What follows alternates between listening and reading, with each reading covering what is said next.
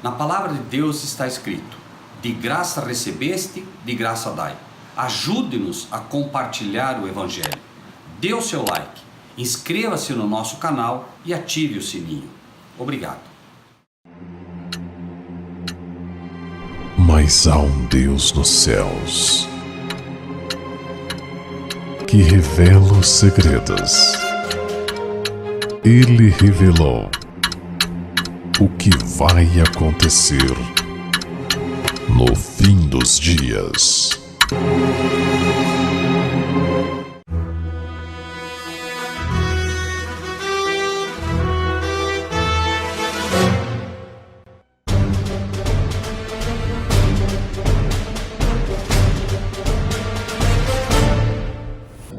Quero saudar a igreja com a paz do Senhor. Amém. Nós daremos continuidade hoje ao estudo do livro de Hebreus. Livro de Hebreus. Hoje vamos estudar a partir do capítulo 9. Vamos apenas recapitular bem rápido o 8, né? E aí passamos imediatamente para o 9. Nós vemos que o livro todo de Hebreus, aparentemente, né, alguém poderia dizer que não tem muita lição para nós nessa época, porque você diz, bom, para o povo hebreu, desde que a gente não esqueça, né, que nós somos os modernos hebreus, nós somos aqueles que devem herdar aquilo que os hebreus rejeitaram, né? Por quê? Porque o povo hebreu, o povo de Israel, de um modo geral, acredita que é o povo escolhido. E de fato, era o povo escolhido. Mas o que aconteceu? Todas as promessas que Deus dá ao seu povo, Ele dá com uma condição. Existe uma condição básica para que todo ser humano possa receber a promessa, que é aceitar a Cristo Jesus como seu Salvador. Não há absolutamente nenhuma promessa para povo nenhum, para pessoa nenhuma, que não seja em Cristo Jesus. Por isso a Bíblia vai dizer que tudo é de Deus, né? Tudo é de Deus, mas nada vem a nós se não vier pelo Filho. Então tudo passa automaticamente pelo Filho para chegar a nós. E foi aí que os hebreus erraram. O povo de Israel, imaginando que por ser filhos de Abraão eles tinham direito à herança, esquecendo, né, que a promessa foi feita à descendência que era Cristo. Então, Hebreus 8, vamos ler a partir do versículo 1. E o livro de Hebreus, no capítulo 8, nós vamos ser rápido hoje. Vamos passá-lo de forma rápida, mas aí o 9 a gente vai se deter um pouquinho mais, tá bem? De qualquer maneira, nós vamos ver lições aqui que são impressionantes, né, para o povo de Deus. Lembrem-se o que Deus diz, né? O teu caminho, ó Deus, está no santuário. Lembram? Então, assim, o povo de Deus vai conseguir compreender o que Deus está fazendo, vai conseguir compreender o que Deus faz nesse exato momento, se estudar o livro de Hebreus, se estudar o santuário, né? Então, capítulo 8, versículo 1. Ora, a suma do que temos dito é que temos um sumo sacerdote tal que está assentado nos céus à direita do trono da majestade. Então, vejam que interessante, irmãos, né? E aqui já começa algo impressionante. Se vocês observarem, nenhuma igreja hoje ensina a existência de um santuário no céu. Nenhuma igreja ensina a existência de um santuário no céu, né? Tanto é verdade que a maioria das pessoas nem tem ideia do que é o santuário. Você fala do santuário, as pessoas não têm a menor noção do que é, de como foi feito, por que foi feito. E existem lições ali que, né, nós vamos ver, não precisamos nem discutir. Enfim, mas ele está dizendo o seguinte, olha, ora, a suma, vejam, a suma do que temos dito é que temos, né, um sumo sacerdote que está sentado nos céus à direita do trono da majestade. Então ele está dizendo o seguinte, ó, o mais importante de todo o livro de Hebreus, a suma do que temos dito é que temos um sumo sacerdote e que esse sumo sacerdote está sentado à direita da majestade no céu. Então, isso já derruba toda e qualquer ideia de que alguém nessa terra pudesse ser chamado de pontífice ou sumo pontífice. Não existe sumo pontífice nenhum, absolutamente nenhum, que não seja Cristo. O que quer dizer pontífice? Pontífice vem do termo ponte. Então é uma ponte entre o homem e Deus. Qual é a única ponte entre o homem e Deus que pode existir? Somente Cristo. Por isso não há pontífice terreno. Por isso a Bíblia vai dizer com clareza: a ninguém chameis de vosso Pai na terra, porque um só é o vosso Pai que está no céu. Veja que só esse versículo aqui derruba qualquer ideia de que pudesse haver um santuário na terra ainda, como é alegado, pelo qual os homens devam ser salvos, né? O santuário hoje é o celestial, né? Versículo 2. Ministro do santuário e do verdadeiro tabernáculo, o qual o Senhor fundou e não o homem. Só para a gente poder ter isso com clareza, tá? Para que os irmãos possam acompanhar. A gente já mostrou isso, mas nunca é demais, né? Há uma diferença básica entre, se vocês lerem aí, vocês vão ver aí, falando sempre de santuário e tabernáculo, tá? Isso era o santuário, tá? O santuário era isso aqui. E esse era o tabernáculo. Primeiro tabernáculo, segundo tabernáculo, tá? É bom entender isso porque as lições que vêm agora vão deixar isso, né, de tal maneira que a gente possa entender as lições que vinham de lá. 3. Porque todo sumo sacerdote é constituído para oferecer dons e sacrifícios, pelo que era necessário que esse também tivesse alguma coisa que oferecer. Então ele está colocando que existe, veja, na cabeça do judeu, na cabeça do hebreu, o que acontecia? Toda vez que se falava de sacrifício, a cabeça dele imediatamente vinha para cá. Por quê? Né? Aqui se sacrificava o cordeiro, né? Você ia, levava o cordeirinho, confessava os teus pecados sobre a cabeça dele, né? Degolava-se esse cordeiro simbolizava Cristo. Então quando falasse para um hebreu qualquer, ainda hoje, se você falar para um judeu nato, se falar de sacrifício de cordeiro, ele vai se reportar isso aqui. Na nossa cabeça, quando se fala em cordeiro, vem o que à tua mente? Jesus. Para nós é muito claro que ele era o cordeiro morto desde a fundação do mundo. Como eles não acreditam, a mente deles está aqui. Agora, nós, embora acreditando que Jesus é o Messias, o cordeiro morto desde a fundação do mundo, precisamos entender as lições do santuário, porque elas foram dadas para nós, né? Havia toda uma simbologia lá que, se a gente entender lá, a gente vai entender o evangelho de uma forma muito mais simples, né? Bom, é dito aqui: todo sumo sacerdote, aqueles sumos sacerdotes que estavam lá, eram constituídos para oferecer dons e sacrifícios. Claro, eles foram constituídos para isso, né? Mas diz, pelo que era necessário que este também, ou seja, Cristo, também tivesse alguma coisa que oferecer. O que Cristo poderia oferecer? Eles lá ofereciam o quê? Né? Não eram eles que ofereciam o cordeiro. Quem oferecia o cordeiro era a pessoa, porque a pessoa levava o cordeiro. Mas eles tinham que oferecer o sangue lá dentro.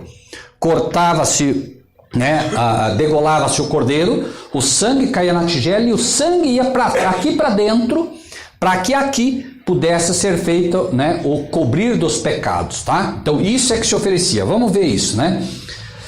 Versículo 4. Ora, se ele estivesse na terra, nem tampouco sacerdote seria, havendo ainda sacerdotes que oferecem dons segundo a lei. Por que isso é dito aqui? Porque, claro, se Cristo não tivesse morrido pelo ser humano, ele não teria ido ao céu e não teria sido constituído sacerdote pelo Pai. Ficaria ainda a promessa, porque ele tinha que ser ungido pelo Pai. Ele morre aqui, ele vem como Messias, ele vem como Cordeiro. Quando ele morre, ele vai ao Pai e o Pai agora o constitui sacerdote, entende? Embora ele fosse, como diz a palavra, tu és, né, do sacerdócio de Melquisedeque, tu és sacerdote para sempre. Mas veja, o mesmo texto que diz, eis o Cordeiro morto desde a fundação do mundo, ele não morreu na fundação do mundo.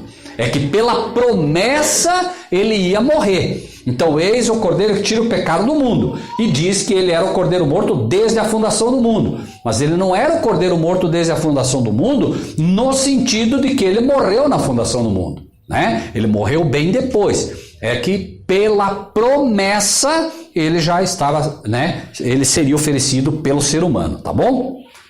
5. Os quais, ou seja, os sacerdotes, né, antes de Cristo, servem de exemplar e sombra das coisas celestiais. Então, tudo aquilo que os sacerdotes faziam, todo esse tabernáculo, toda aquela cerimônia, era o quê? Figura do quê? Do tabernáculo celestial. Tudo aquilo era uma figura para nós do que aconteceria no santuário celestial, né? Como Moisés divinamente foi avisado, estando já para acabar o tabernáculo, porque foi dito, olha, faze tudo conforme o modelo que no monte se te mostrou. Então o que diz ali? Moisés tinha que construir o tabernáculo, o santuário, igualzinho o que ele viu no céu, certo? Ok? No monte ele tem uma visão do santuário celestial. E agora é dito, Moisés, eu quero que você construa exatamente como você viu no céu. Claro que o santuário terreno é bem menor do que o santuário celestial, né? Mas era uma figura dele, né? Muito bem. 6. Mas agora alcançou ele ministério tanto mais excelente, quanto é mediador de um melhor concerto que está confirmado em melhores promessas. De quem está falando aqui? De quem? Amém? Então, agora, depois que Jesus morre, depois que Jesus vai ao céu, ele alcança o ministério mais excelente. O ministério aqui na terra de Cristo era o ministério de um profeta. Embora o Filho de Deus, o ministério dele aqui era como profeta. Quando ele morre, ele vai iniciar um ministério mais excelente. Ele vai passar a ser sacerdote e mediador, certo? Na terra, irmão, só para a gente não fazer confusão, tá? Até foi bom que o pastor fez um comentário aí. Na terra, irmãos, Jesus já era mediador entre Deus e os homens, né? O Pai falava, o Filho revelava aos profetas, ok? Quando Cristo vem, ele fala diretamente. O Pai, né, falava e o Filho transmitia diretamente. Por isso você não vê Jesus dizendo, né, assim diz o Senhor. Os profetas diziam, assim diz o Senhor. Por quê? Porque o Pai falava, Cristo revelava e os profetas agora transmitiam, certo? Cristo não. Cristo, né, nós vamos ver no próprio livro de Hebreus, se você ler o capítulo 1, lá no versículo 1, havendo Deus outrora falado muitas vezes aos pais pelos profetas, a nós nos falou nesses últimos dias pelo Filho, certo? Então vamos ver que ele falava diretamente, né, a partir do momento em que ele se faz homem, né? Então diz, agora alcançou ele ministério tanto mais excelente, quanto é mediador de um melhor concerto. Irmãos, aqui vale a pena vocês aprenderem isso. Que melhor concerto que é esse, amados irmãos e irmãs? Que melhor concerto? Como é que as igrejas de hoje entendem o melhor concerto? Se você perguntar para a esmagadora maioria, inclusive de líderes, qual é o novo concerto, sabe o que você vai ouvir?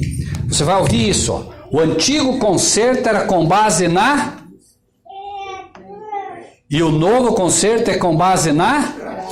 É isso ou não é que você escuta? Sim ou não? É ou não é? Né? Mas eu pergunto, esse concerto que era feito aqui, era feito pela graça ou pela lei? Pela lei. Pela lei. Tá vendo como confunde? Mas é bom porque a gente aprende. Haviam 2 concertos e nós vamos ver aqui. Por isso que dá confusão. 2 concertos. O concerto da herança sempre foi com base em Cristo, porque era com base no Cordeiro, certo? Então, a salvação do homem está pautada na graça. Então, o concerto que Deus faz entre o ser humano e ele tem base na graça, sempre na graça. Veja, Adão peca, Adão pecou. O que foi dito para ele agora? Adão, a partir de hoje você tem que guardar a lei? Ou foi dito, Adão, vamos matar um cordeiro e você vai ser coberto com a pele do cordeiro? O que foi dito? Se você ler, você vai ver que ele teve que ser coberto com a pele, certo? Aqui, você pecava. O que você tinha que fazer? Você pecou, o que você tinha que fazer? Pegar o cordeiro, muito bem, levar o cordeiro, e o cordeiro morria no teu lugar. Pergunto, isso é graça ou lei? Graça. Era um favor imerecido. O cordeiro morria no teu lugar. Isso é graça. Então, o concerto entre Deus e o homem foi feito e sempre será pela graça. Mas Deus faz um pacto depois com o povo hebreu. Ele dá as leis para o povo hebreu com um objetivo. Primeiro, qual era? O apóstolo Paulo diz: eu não conheceria a cobiça se a lei não me dissesse. Para que é a lei? Para você saber o que é pecado, certo? E o que mais?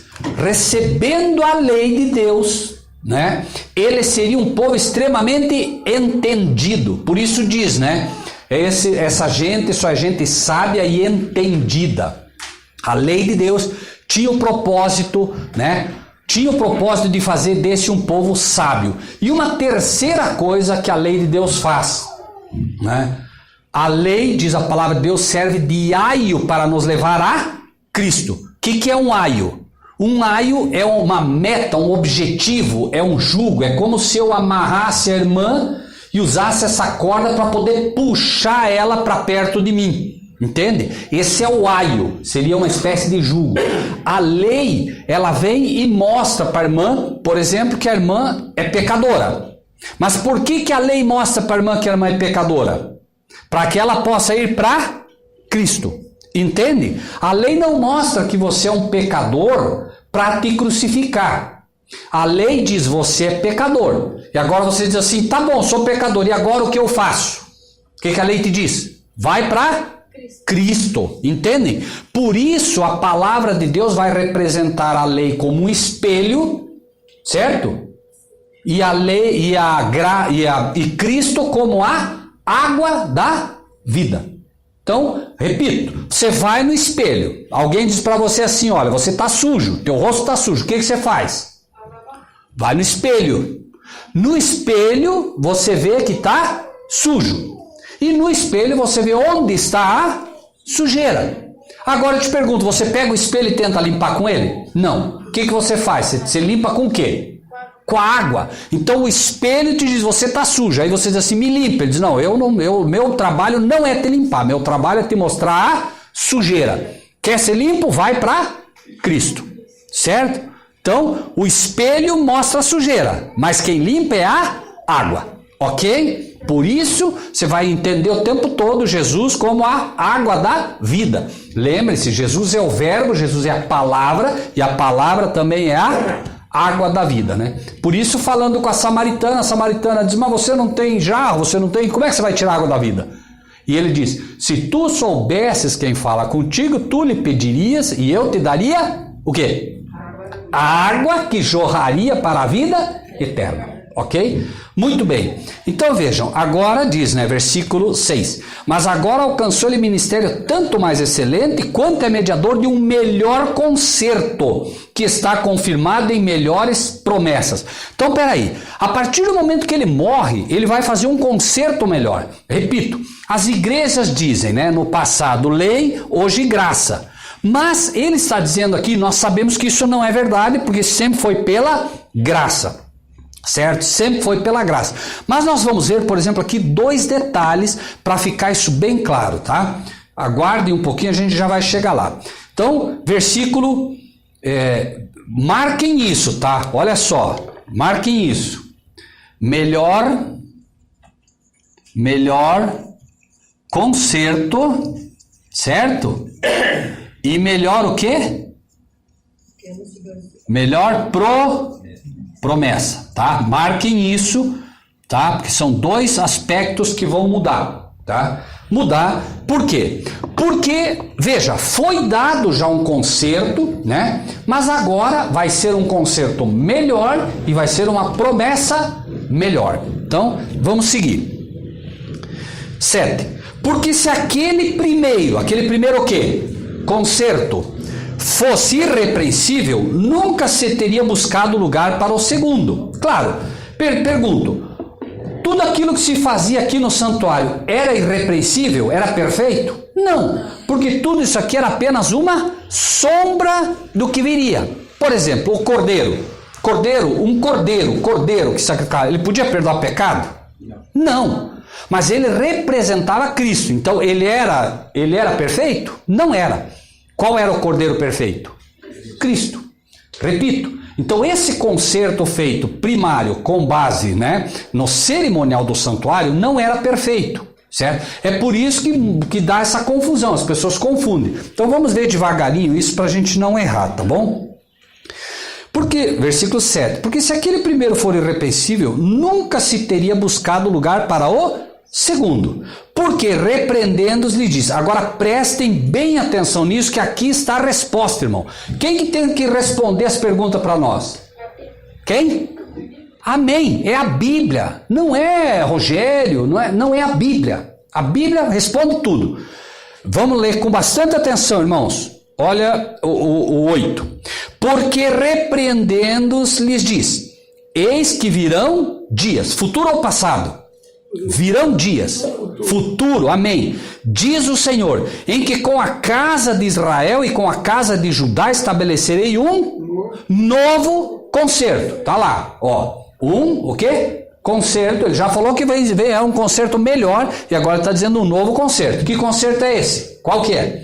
Não segundo o concerto que fiz com seus pais, no dia em que os tomei pela mão para os tirar da terra do Egito. Como não permaneceram naquele meu concerto, eu para eles não atentei, diz o Senhor. Certo ou não? Certo. Não atentaram para o concerto. Veja, ele vai falar de um concerto aqui e a gente não pode errar. Então ele está dizendo que eles não atentaram para o concerto que ele fez.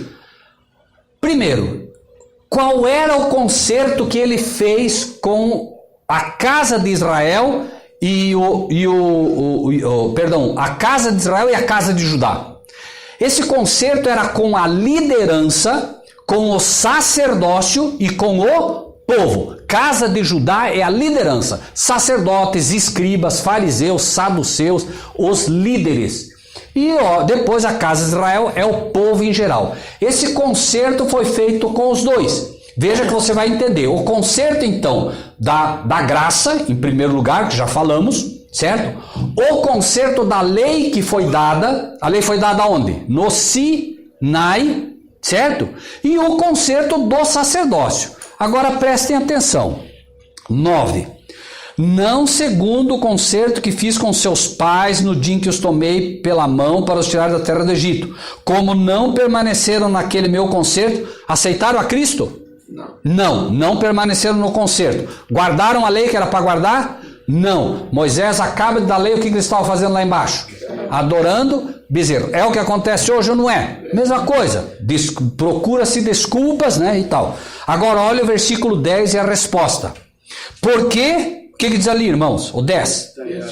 Este é o concerto que, depois daqueles dias, farei com a casa de Israel. Irmãos, somos ou não a casa de Israel? Sim ou não? Sim. Então vamos lá. Este é o concerto. Esse concerto, irmãos, é melhor ou é pior que o anterior? Oi? Melhor. Ele já disse. Certo? Então veja o concerto que ele faz. Este é o concerto que depois daqueles dias farei com a casa de Israel, diz o Senhor. Porei as minhas leis no seu entendimento e no seu coração as escrevereis, e eu lhes serei por Deus e eles me serão por povo. Então o concerto agora é que aquela lei que foi dada, escrita na rocha, agora é escrita onde? No coração e no entendimento. E pergunto, quando ele diz, eu vou escrever a minha lei no coração e no entendimento desse, esse é o melhor concerto ou é pior? Melhor. E o que mais que ele diz agora? Veja bem, olha só. Porei as minhas leis no seu entendimento e em seu coração as escrevereis. E quando ele fizer isso, o que vai acontecer? E eu lhes serei por Deus. E eles serão por povo. Então, é simples, amados irmãos e irmãs.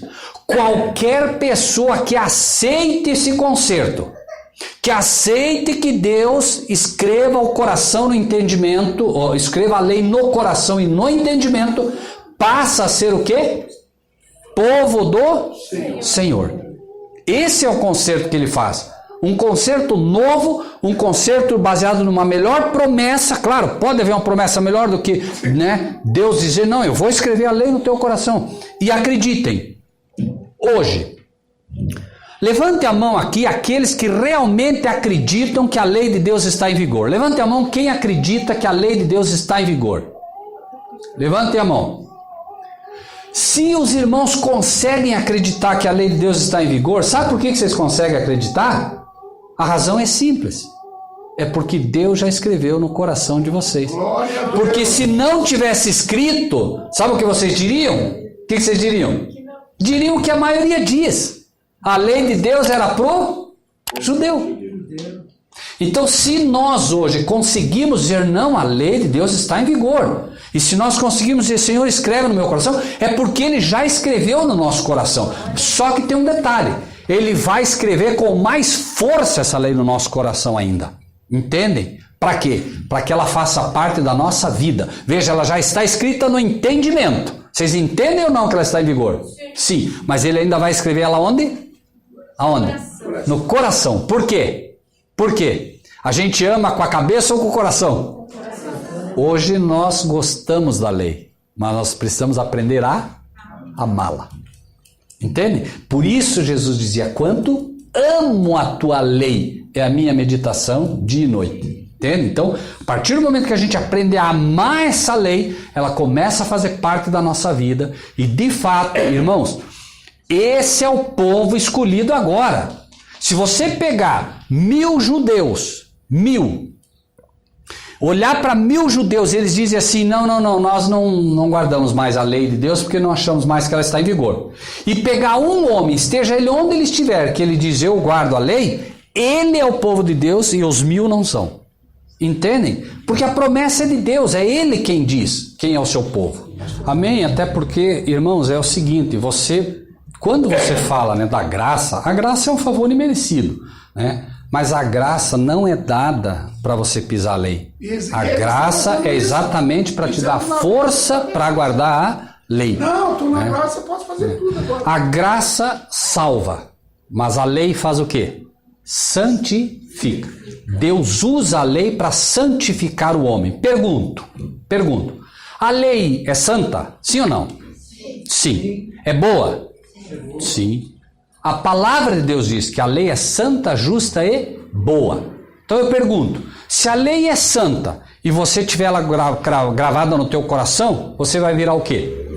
Você vai ser santificado. Se a lei é boa e ela estiver gravada no teu coração, você vai passar a ser uma pessoa boa. E se a lei é justa ou a lei de Deus não é justa? Você vai passar a ser uma pessoa justa. Entende? É simples. E mais, a lei de Deus, amados irmãos e irmãs, ela revela o caráter de Deus. Deus é bom? Santo? Sim. Justo? Sim. Certo? A lei é santa, justa e boa. Deus é santo, justo e bom. A lei revela o caráter do Pai. Por que Deus quer escrever a sua lei no nosso coração? Para que nós possamos revelar o caráter dele aos outros. Caráter, gente, não estamos falando aqui de poder, por favor. Caráter. As pessoas precisam olhar para nós e ver que nós somos pessoas santas. Não é santa da auréola, como estão aí beatificando, não é nada disso. Santo segundo a Bíblia, certo? Pessoas santas, pessoas que não se contaminam, pessoas que evitam o pecado, pessoas justas. Ser justo é ser justo. Não é? Ah, não, eu sou bonzinho. Não é para ser bonzinho, é para ser justo. E todo aquele que tem santificação. Isso. Então é isso que Deus espera da sua igreja, claro. E a partir do momento que a gente faz isso, obviamente nós estamos revelando o caráter de Deus ao mundo, que está faltando nas igrejas. Isso é um fato. Nós não estamos aqui para falar mal de igreja, mas é preciso que a gente entenda, como disse o pastor. Veja, é só olhar. Não é difícil. Entre na internet. Olha lá o que está acontecendo, gente. Não tem mais, as pessoas não sabem o que inventar mais nas igrejas, não se sabe o que inventar. Cada dia revela uma nova loucura dentro das igrejas e as pessoas pensam que é Deus, e Deus não está nisso, irmãos, não está. Por isso que a gente precisa, alertar o povo. Bom, versículo 10 então que lemos, porque este é o conselho que depois daqueles dias farei com a casa de Israel, diz o Senhor. Porei as minhas leis no seu entendimento e em seu coração as escrevereis. E eu lhes serei por Deus e eles me serão por povo. E não ensinará cada um ao seu próximo, nem cada um ao seu irmão, dizendo, conhece o Senhor, porque todos me conhecerão, desde o menor deles até ao maior. Chegará um momento que todos saberão, todos, sem exceção, saberão que a lei de Deus está em vigor. Todos vão saber. A diferença é que alguns vão aceitar e a maioria vai rejeitar. Mas conhecer, todos vão, certo? Porque ninguém terá desculpa diante de Deus um dia para chegar e dizer, Senhor, eu não sabia. Ninguém vai ter essa desculpa, certo? Todos, as mesmas oportunidades que nós tivemos, outros tiveram. Uns aceitaram, outros não. Deus é santo, bom e o que mais? Justo. Então ninguém vai poder dizer, Senhor, o Senhor foi injusto, eu não sabia. Sabia sim. Eu mandei o pastor Vilmar, eu mandei o Wanderlei, eu mandei a irmã, eu mandei o irmão, eu mandei um monte de gente. Você não quis. Eles falaram, você dizia, não, é para o judeu. Não, isso era do Velho Testamento. Não quis, né? Versículo 12. Porque serei misericordioso para com as suas iniquidades e de seus pecados e suas prevaricações não me lembrarei mais. Né? Por que hoje a gente ainda lembra dos pecados nossos? Lembram o que nós falamos? Os pecados estão cobertos. Mas vai chegar uma hora que os pecados serão o quê? Destruídos. Por isso a gente lembra. Você está lá, daqui a pouco, né? Claro, o diabo está aí tentando, mas ele faz você lembrar do pecado. Sim. Por exemplo, uma pessoa que fuma, né? Se ele não lembrar do cigarro, ele vai fumar? Quem faz ele lembrar do cigarro? Pessoa que bebe, ele está aqui. Daqui a pouco ele está aqui tentando ouvir a palavra, uma pinguinha vai bem. Mas quem que lembrou ele da pinguinha? Claro, o inimigo. É a tentação. Só que vai chegar um momento que Deus vai destruir o pecado. Aí você não lembra mais. O inimigo pode tentar, mas você não vai mais lembrar do pecado. E aí você vai ter firmeza para resistir a ele. Resistir ao diabo. E ele fugirá de nós. Amém? Glória a Deus. Versículo 13. Dizendo novo concerto, envelheceu o? Sim ou não? O sacerdócio, a lei antiga do sacerdócio era com base na tribo de Levi. E agora é com base na tribo de? Muito bem, irmãos. Tribo de Judá. Porque o velho, né? O velho agora deu lugar ao novo concerto. O concerto antigo era com base na lei escrita na rocha. Agora é com base na lei escrita no coração e no entendimento. Primeiro eu entendo. A pessoa diz, olha, os mandamentos, tal, entendi. Aceita? Aceito. Uma vez que você aceita e começa a procurar guardar essa lei, ela começa agora, Deus começa a gravar no teu coração. Quanto mais você medita nela, quanto mais você busca, quanto mais você procura guardá-la, mais ela vai sendo cravada no teu coração. Ok? Versículo 13. Dizendo o novo concerto, envelheceu o primeiro. Ora, o que foi tornado velho, se envelhece, perto está de acabar, né? Ótimo. 9 agora, tá bom? Ora, também o primeiro tinha ordenanças de culto divino e um santuário terrestre. O primeiro concerto tinha ordenanças de culto divino e um santuário terrestre. Sim ou não? Sim. Vamos seguir, né? Por quê? Um tabernáculo estava preparado. O primeiro. Me ajudem, agora eu quero que alguém ajude e lê para mim. Vamos lá. Leia com calma para mim o versículo 2, alguém, por favor. Porque um tabernáculo estava preparado.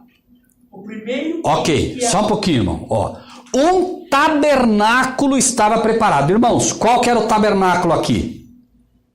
Tabernáculo era aqui. Esse era o santuário, tá? Tudo isso aqui era o santuário. Alguém aqui perguntou da outra vez, poderia se afirmar, por exemplo, o santuário? Sim. Santuário seria isso aqui tudo, ok? Tudo isso aqui é o santuário, tá bem? Tabernáculo seria essa parte aqui e essa parte aqui. Santo e o Santíssimo, tá? Uma alegoria apenas para entender. Então veja bem. Leia de novo lá, irmão Pedro, por favor, de novo o versículo, desde o começo. Porque um tabernáculo estava preparado. O primeiro. Ok, vamos lá. Um tabernáculo estava preparado. O primeiro, qual que é o primeiro? Em que havia o Pode- candeeiro e a mesa e os pães da proposição, ao que se chamava o santuário. Um, que é o santo, tá? Santo. O que que tinha nele? Candeeiro, que mais? Mesa. Mesa com os pães da proposição. Isso. Que mais? O que se chama o santuário. É. Essa versão, irmãos, tá? Tá errada. Santuário é isso aqui, tá? Essa é que se chama santo, o correto, tá bom? Tá ok? Veja, é só vocês verem. Não tinha como ser santuário, porque santuário teria que ser tudo, certo? Santuário é tudo. Então, havia o primeiro, que estava o quê? O candeeiro, ou candelabro, diz algumas versões, e os pães da preposição. O que que significa? Aqui, tá? Luz e o alimento, tá? Então, esse não era o maná, Ele representa a palavra de Deus, que é o pão diário que nós nos alimentamos, certo? E o candeeiro representa a luz, né? Nós devemos ser o quê? Luz. Mas nós só podemos ser luz. O que que alimentava isso aqui para ele poder ficar aceso? Quem lembra? O óleo. Aqui se colocava óleo de oliva, era assim, irmãos, ó, tá?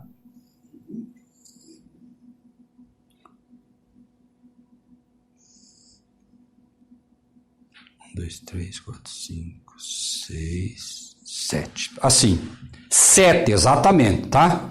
Ó, que é o número da plenitude, certo?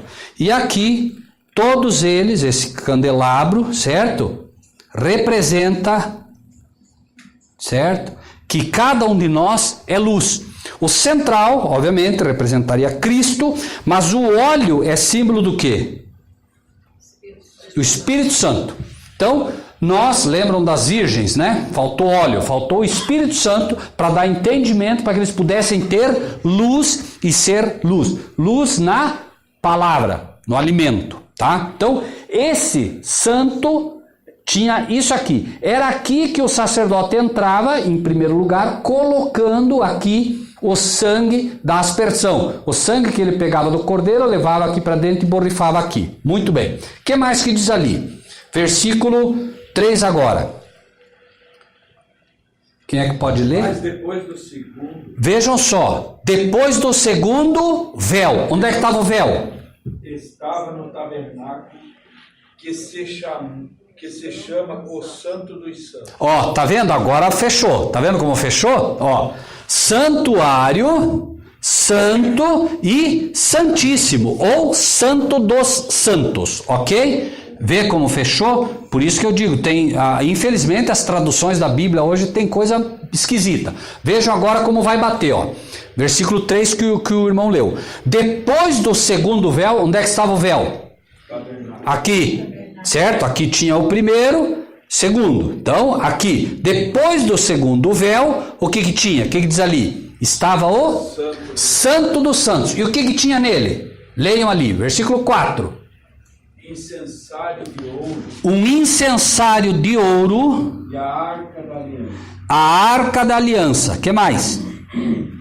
coberta de ouro tudo ao redor, Ok. em que estava o vaso de ouro Vaso de ouro. que continha o maná. Agora é o maná, tá vendo? Para não dar confusão.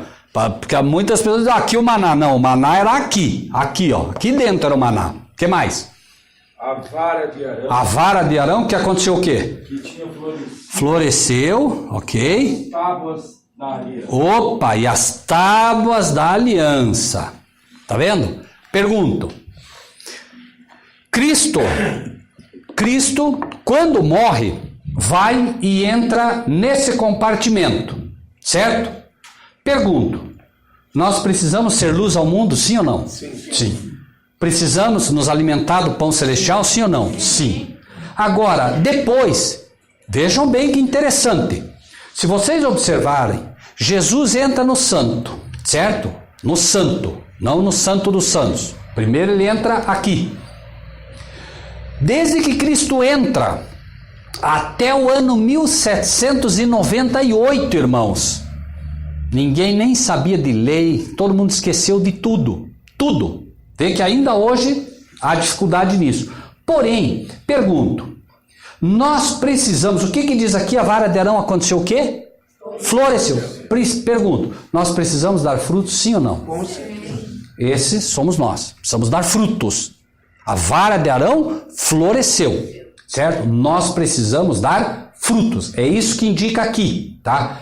Aqui tinha um incensário, precisamos aprender a orar, sim ou não?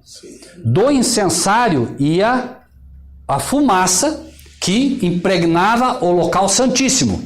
E o local santíssimo, quem é que aparecia aqui de vez em quando através da sua glória? O próprio Deus, através do Shekinah. Então hoje, irmãos, nós temos um convite para ter uma audiência direta com quem? Com Deus. Entende? Através do nosso sumo sacerdote. Mas nós hoje podemos entrar e ter uma audiência com Deus que até então não era possível. Só é possível a partir do momento que Cristo entra aqui, certo? O que mais que tinha ali? O maná. O que é o maná? Pão diário. Pão diário. O povo hebreu, quando estava às portas de Canaã, Deus deu para eles o maná. Sabe o que quer dizer isso? Nós precisamos hoje aprender a nos alimentar corretamente. Para isso o maná. Uma alimentação saudável, para sermos um povo bem disposto, como diz João Batista, né? E finalmente a lei. Pergunto, a lei está ou não está em vigor? É só olhar, ela está ali, ó. Ela está ali, não foi retirada dali. Na verdade é o contrário, o diabo sabe, irmãos, olha só, irmãos, o diabo sabe exatamente o que faz. Deus quer que o seu povo hoje procure guardar a sua lei. Ele diz, eu vou escrever no coração de vocês. Deus quer que o seu povo dê frutos, e Deus quer que o seu povo ore, certo? E Deus quer que o seu povo se alimente do... Aí o diabo diz assim, não, eu vou criar um monte de alimento insalubre, tudo que é coisa ruim, químico, tudo que vocês imaginar de veneno, tudo industrializado. Olha o que as crianças comem hoje. Deixa uma criança escolher o que comer. 20 anos atrás, tinha chip, tinha essas coisas? Hoje é só isso que eles querem comer. E nós precisamos proteger as nossas crianças. Maná, alimentação saudável, fruta, cruz, evitar carne, não comer, né? O ideal é até evitar a carne hoje, porque a carne é muito doente, mas são detalhes. Frutos, nós temos que dar, o diabo faz de tudo para que você não dê frutos, né? O diabo só quer o quê? Não, crente é tudo velhaco, não paga conta, não faz isso, não faz aquilo. É o que o diabo quer ensinar, né? Então nós vemos que é exatamente o que o diabo não quer que o povo de Deus faça, né? Porque o diabo sabe do poder que está aqui, Deus empenhou sua palavra com isso. Nós temos um convite para entrar no Santíssimo, para ser um povo especial, né? Lembra que diz, né, que os profetas quiseram ter vivido nessa época e não puderam. Então nós temos um acesso hoje fantástico e nós vamos ver isso no próprio livro de Hebreus. E é o que o diabo está trabalhando contra. Então o diabo diz o quê? Não ore, não busque uma alimentação saudável, nada com a lei. Não, nada. A lei é coisa do passado. E nada com a oração. Veja que é tudo exatamente o que o inimigo quer. E obviamente, eu pergunto, se você não lê a palavra, se você não tem o Espírito Santo, se você não ora, né? Se você não faz nada disso, eu pergunto, você vai dar fruto? Que fruto que você vai dar? Não tem como. Se alimenta mal, né? Não come do verdadeiro pão da vida, não tem o Espírito Santo, não ora, não vai ter fruto. Não guarda a lei, claro. Né? Só na graça, lei não. Mas pode ver, né? É exatamente o que o inimigo faz, né? Então, versículo 5. E sobre a arca, os querubins da glória, que faziam sombra no propiciatório, das quais coisas não falaremos agora particularmente. Se Paulo não falou, também nós não vamos falar agora, né? Mas não vamos detalhar isso, porque ele tem uma razão. Paulo está inspirado. Por que vamos falar agora do que ele diz que agora não é para falar? Nós vamos falar no futuro também. Porém, uma coisa é interessante. Quem que estava ali? Os querubins da guarda. Onde eles estavam? Onde estavam? Sobre a arca. Olha só, irmãos, isso aqui, como é impressionante isso. Os querubins estavam aqui em cima, ó. Querubins. Os anjos mais poderosos do céu, mais poderosos, que são os querubins, estavam em cima da arca. Sabe por quê? Amém. Guardando a lei. Os anjos mais poderosos do céu são os anjos que vão guardar aqueles que têm a lei no seu coração. É por isso que o povo de Deus, irmãos, que faz esse pacto com Deus, é um povo especial. Porque quando você entra numa casa, se você realmente procura guardar a lei de Deus, qualquer casa que você entrar, vai entrar um querubim com você. Não é um anjo qualquer. Lembra que a palavra de Deus diz, né? Que muitos sendo hospitaleiros, né? E pensando que receberam homens, receberam anjos. E que anjos! Imagina, você entra na casa de alguém e diz, pá, seja nessa casa. Atrás de você um anjo poderosíssimo. A pessoa não vê, você não vê, mas é um fato, ele está ali do teu lado te cuidando. Então aquela casa recebe um anjo agora, né, que os demônios não podem suportar. Por isso que se você é uma pessoa que guarda a lei, você vai expulsar demônios que nenhum outro vai conseguir expulsar. Não é você, repito, é que você chega. Você imagine agora, você vai numa casa, tem demônio lá, tem anjo caído lá, a pessoa está possuída. Você entra naquela casa, eu pergunto para vocês, você acha que o demônio que possuiu aquela pessoa, quando você entra, você acha que ele reconhece ou não reconhece o anjo que está com você? Ele vê na hora, ele já sabe que ali tem um anjo que ele não pode. E aí ele já começa. Exato, ele já sabe, né? E obviamente, ele não olha para você, ele olha para cima. Ele já vê o anjo que está do teu lado. Diz, ih, com esse eu não posso. Entende? E é assim, irmãos, acreditem. Não é o homem. Não é o homem. Né? São os anjos de Deus que vêm com poder para proteger. E é claro que o anjo vai te proteger. Se ele partir para cima de você, o anjo vai te cuidar. Né? 6. Ora, estando essas coisas assim preparadas, a todo tempo entravam os sacerdotes no primeiro tabernáculo cumprindo o serviço. Em que tabernáculo que eles entravam a todo momento? No primeiro, certo? Muito bem. E eles eram figura de Cristo. Cristo, então, quando subiu ao céu, entrou em qual? No primeiro, certo? Depois vamos ver o que é feito, né? Mas no segundo, só o sumo sacerdote, uma vez no ano, não sem sangue, que oferecia por si mesmo e pelas culpas do povo. Então, todos os dias o santuário entrava onde? Aqui ou aqui? O sacerdote entrava? Aqui. Aqui. Uma vez por ano, aqui. Tá afiado o pastor, tá vendo?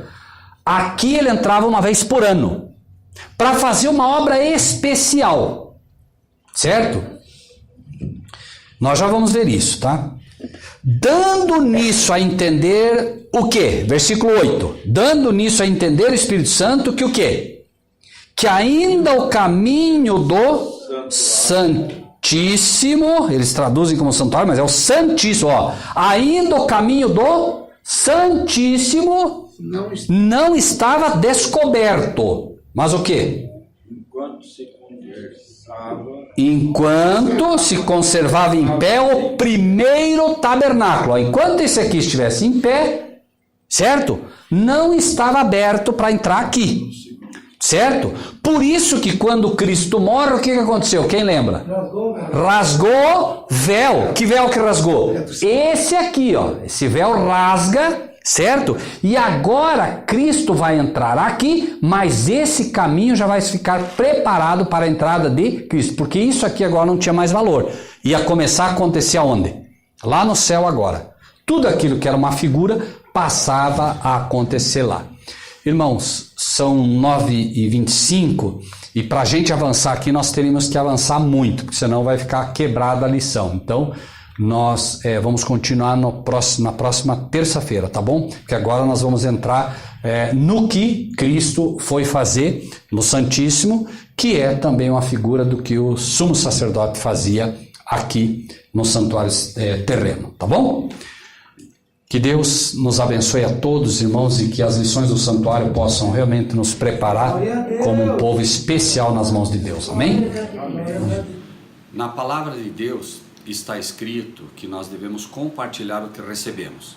Assim, se você gostou desse vídeo, dê o seu like, inscreva-se no nosso canal e ative o sininho.